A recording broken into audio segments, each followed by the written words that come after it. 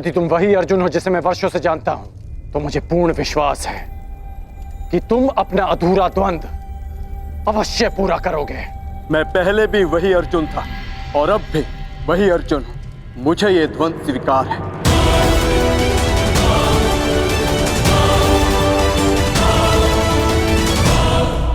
कोई द्वंद नहीं होगा।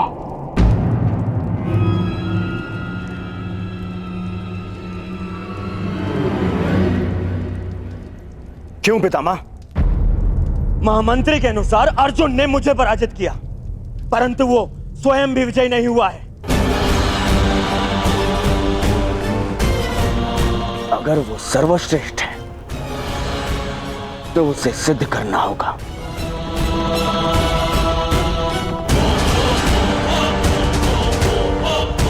जब कर्ण और अर्जुन दोनों ही यहां प्रस्तुत हैं, तो युद्ध से भय क्यों है आपको? भय मेरी विजय का या संदेह अर्जुन के कौशल पर?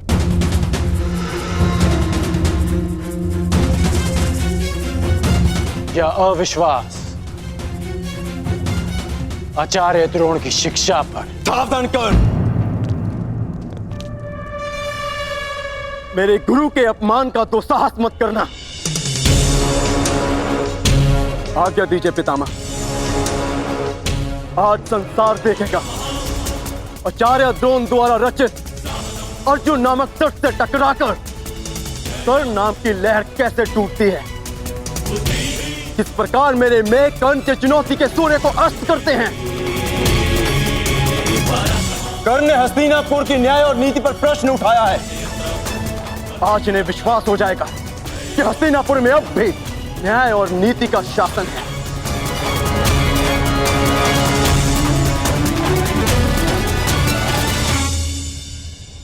हस्तिनापुर के न्याय और नीति से बहुत पुराना परिचय है मेरा।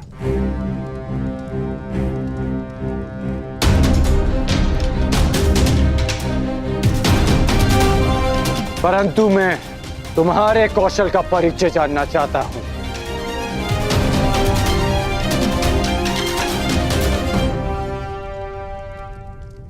महाराज, युवराज चयन के नियम के अनुसार द्वंद के विजेता को युवराज बनना था, और यदि प्रतिनिधित्व के बल पर युवराज चयन होता है तो कुमार दुर्योधन को भी उचित प्रतिनिधित्व मिलना चाहिए, जो उन्हें नहीं मिला। महाराज,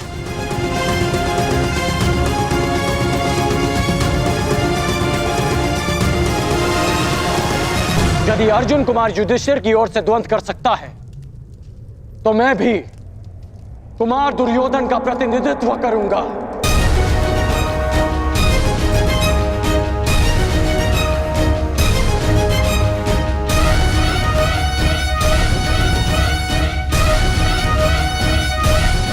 और इस स्थिति में भी अर्जुन और मेरे मध्य द्वंद शेष है।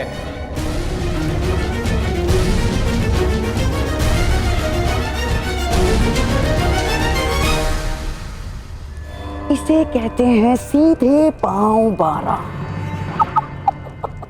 एक ही पासे में खेल पलट दिया। हाँ, एक ही पासे में। तुम पे भरोसा करके मैंने भूल नहीं की थी कर्ण। यदि पितामह का आदेश हो तो अर्जुन के कौशल के साथ साथ यमराज का भी परिचय हो जाएगा कर्ण। भीम, प्रतीत होता है कि रंगभूमि में मिली हार को अब तक बचा नहीं पाए हो तुम। कहो तो हम भी एक और द्वंद कर लें। मेरा भी निवेदन है कि अर्जुन को द्वंद की आज्ञा दी जाए पितामह। वाह, क्या कहा है? पहली बार भीम ने ऐसा कुछ कहा है जिसके मैं भी पक्ष में हूं। क्यों भ्राता युधिष्ठिर, क्या मत है आपका? द्वंद के बुलावे से अर्जुन पीछे नहीं हटेगा।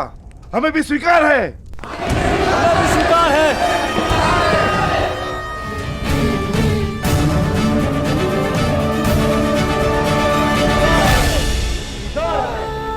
स्वीकार है, स्वीकार है।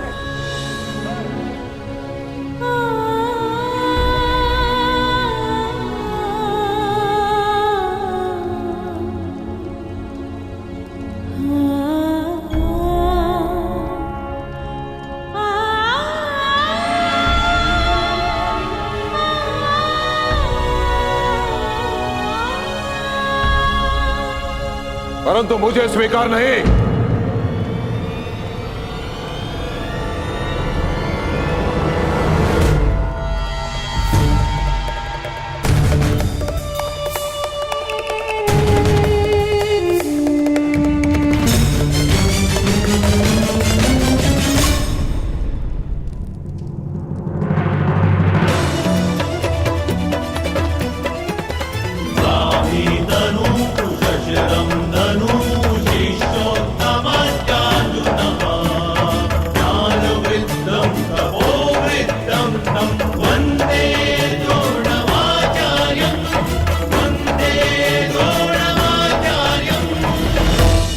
सभा में विलंब से आने के लिए क्षमा प्रार्थी हूं महाराज। मेरे शिष्यों में से सर्वश्रेष्ठ योद्धा कौन होगा, इसका चयन केवल मेरे अधिकार क्षेत्र में आता है महाराज, केवल मेरे।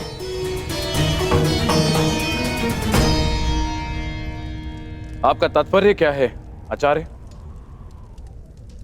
वही जो अंगराज कर्ण का है।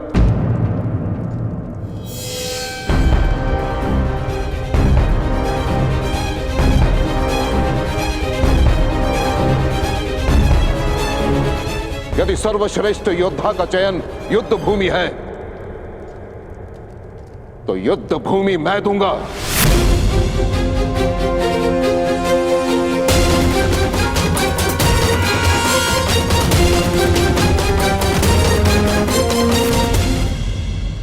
वैसे भी नियति कहती है महाराज कि गुरु दक्षिणा दिए बिना कोई भी शिक्षा पूरी नहीं मानी जाती।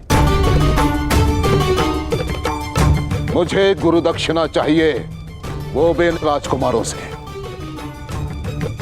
और जो शिष्य मुझे मेरी गुरु दक्षिणा प्रदान करेगा वो हस्तिनापुर का युवराज होगा।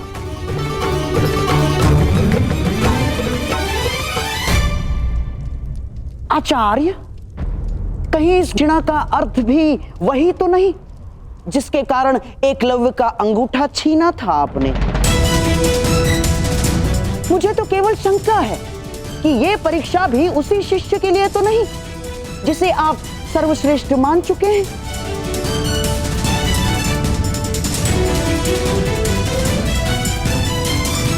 कहिए आचार्य, क्या चाहिए आपको गुरु दक्षिणा में?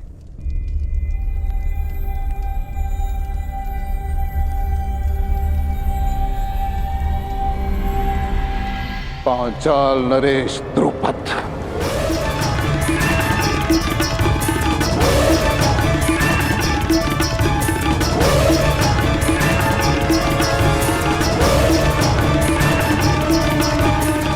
मुझे गुरु दक्षिणा में पांचाल नरेश द्रुपद चाहिए महाराज। तो मेरा जो शिष्य द्रुपद को परास्त करके बंदी बनाकर मेरे समक्ष लेकर आएगा वही विजेता होगा और वही हस्तिनापुर का युवराज।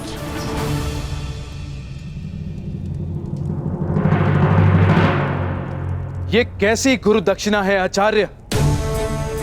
आप जानते हैं कि पांचाल नरेश द्रुपद कितने शक्तिशाली हैं।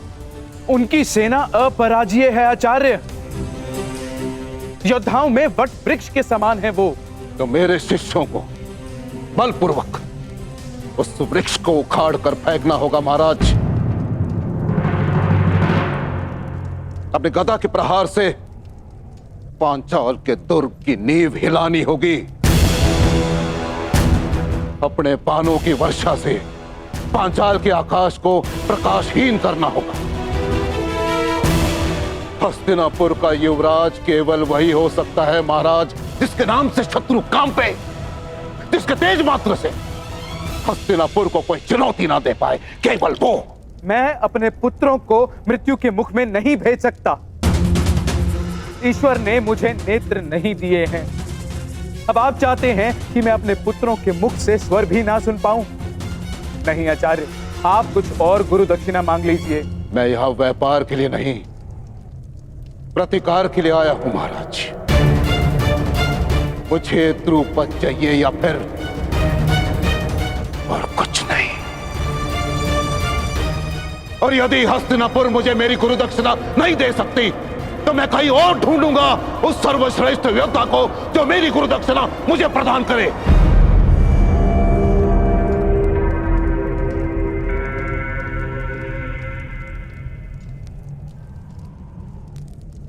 ठीक है आचार्य, हस्तिनापुर की सेना आपके लिए द्रुपद को लेकर आएगी। ताची स्वयं द्रुपद को बंदी बनाकर लेकर आएंगे। नहीं महाराज, मैं महामहिम का गुरु नहीं हूं, मैं गुरु राजकुमारों का गुरु हूं। मुझे गुरु दक्षिणा चाहिए तो केवल इन्हीं से चाहिए। परंतु एक बात का स्मरण रहे महाराज, हस्तिनापुर का प्रारंभ केवल वही बन सकता है जो सिंह के साथ युद्ध करे, जिसे हस्तिनापुर के ध्वज में अपना नाम अंकित करना है। उसे सर्वप्रथम पांचाल के ध्वज को झुकाना होगा।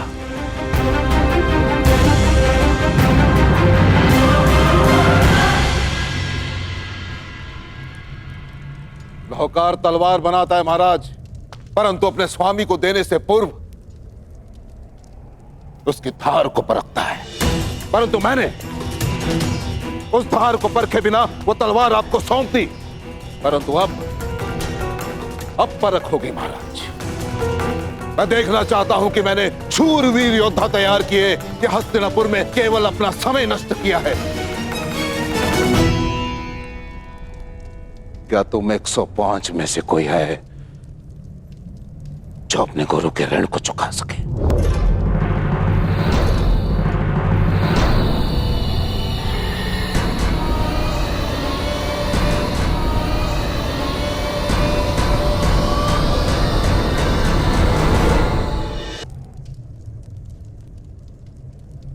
मुझे मेरा उत्तर मिल गया महाराज। मैं आज अपने ही परीक्षा में असफल रहा। आप अपना युवराज चुनने के लिए स्वतंत्र हैं और मैं अपने सर्वश्रेष्ठ शिष्य को ढूंढने जा रहा हूं।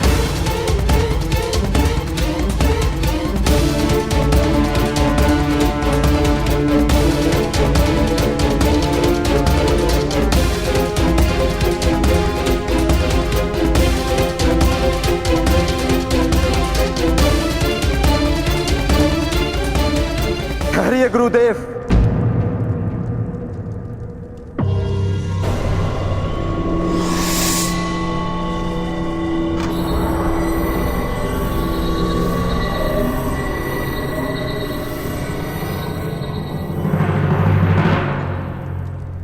विलंब से उत्तर देने के लिए क्षमा चाहता हूं। मैं सोचने लग गया था कि वर्षों के महान परिश्रम के बदले मेरे गुरु बस इतनी सी गुरु दक्षिणा मांग रहे हैं।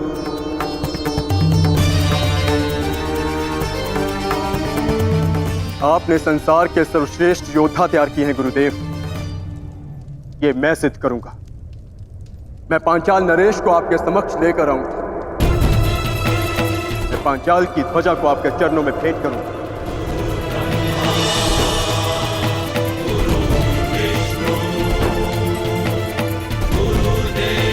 गुरु का स्थान ईश्वर से भी ऊंचा है, इसीलिए शिष्य का कर्तव्य है कि गुरु की आज्ञा का प्राण देकर भी पालन करे। हमारे गुरु की कामना अधूरी रह जाए, यह हमारी गुरु दक्षिणा, यह हम कभी स्वीकार नहीं करेंगे। आपको आपकी गुरु दक्षिणा अवश्य मिलेगी गुरुदेव। हम पांचों कल ही पांचाल की ओर प्रस्थान करेंगे।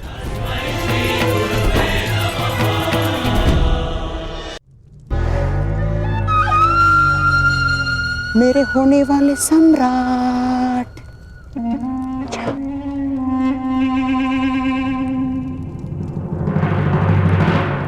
हम भी जाएंगे।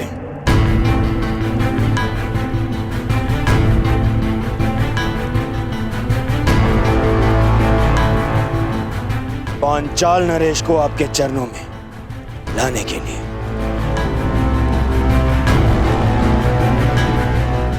और अब युवराज का चुनाव गुरु दक्षिणा ग्रहण के पश्चात ही होगा।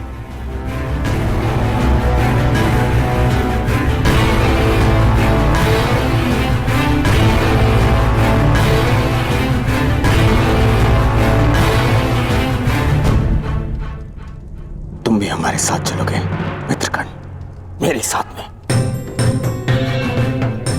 मैंने जीवन भर आपका साथ देने का प्रण लिया है कुमार। मैं अवश्य आपके साथ चलूंगा। कुमार दुर्योधन, यदि एक सूत पुत्र अपनी योग्यता सिद्ध करने के लिए एक राजकुमार से सहायता मांगे तो उचित है, परंतु एक राजकुमार युवराज बनने के लिए एक सूत पुत्र से सहायता ले वो उचित नहीं है, जो युवराज बनने के योग्य नहीं। मैं केवल एक बार मां महिम से कहता तो संपूर्ण पांचाल राज मेरे चरणों में होता, परंतु मैंने ऐसा किया नहीं।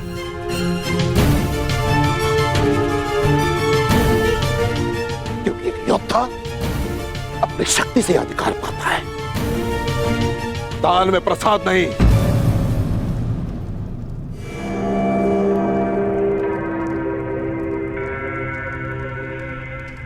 मेरे जितने शिष्य अपने ज्ञान की शक्ति प्रदान की है, वो आने वाले कल के सम्राट की दाहिनी भुजा बनने वाले हैं।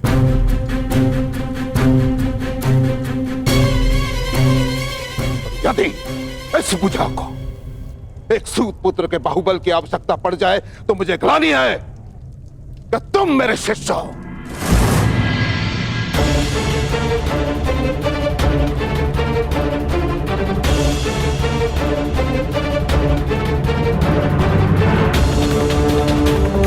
अंगराज कर्ण, तुम अपने मित्र के सहायता के लिए प्रस्तुत हो, ये तुम्हारा कर्तव्य है, परंतु युवराज पद के इस परीक्षा में तुम सम्मिलित रहे, ये तुम्हारा अधिकार नहीं था। ना तो तुम मेरे शिष्य हो और ना ही रंगभूमि के भांति इस बार मैंने किसी योद्धा को ललकारा है।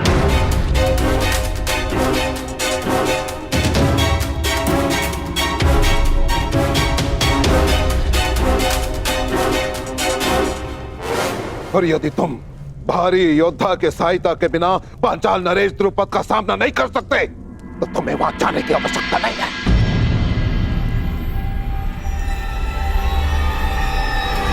आचार्य,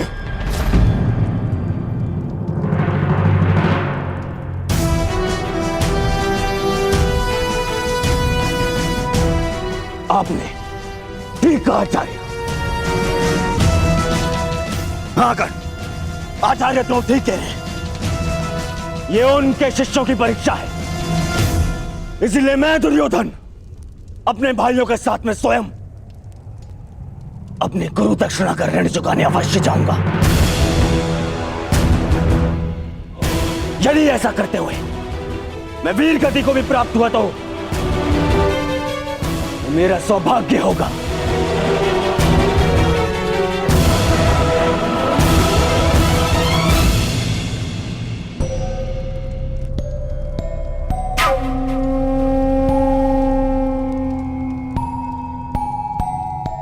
परंतु यदि ऐसा हुआ तो मेरी आत्मा पर एक उत्तरदायित्व का भार शेष रह जाए।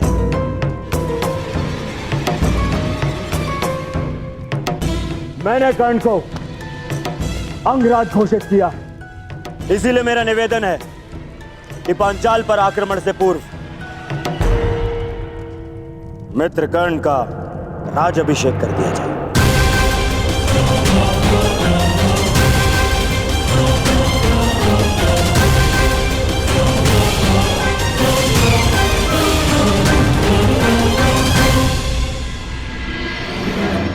पितामह, अंग देश पर आपने विजय प्राप्त की, उस पर आपका नियंत्रण है। इसलिए मैं आपसे निवेदन करूंगा, हमारे रायण से पूर्व आप स्वयं कर्ण का राज्याभिषेक करें।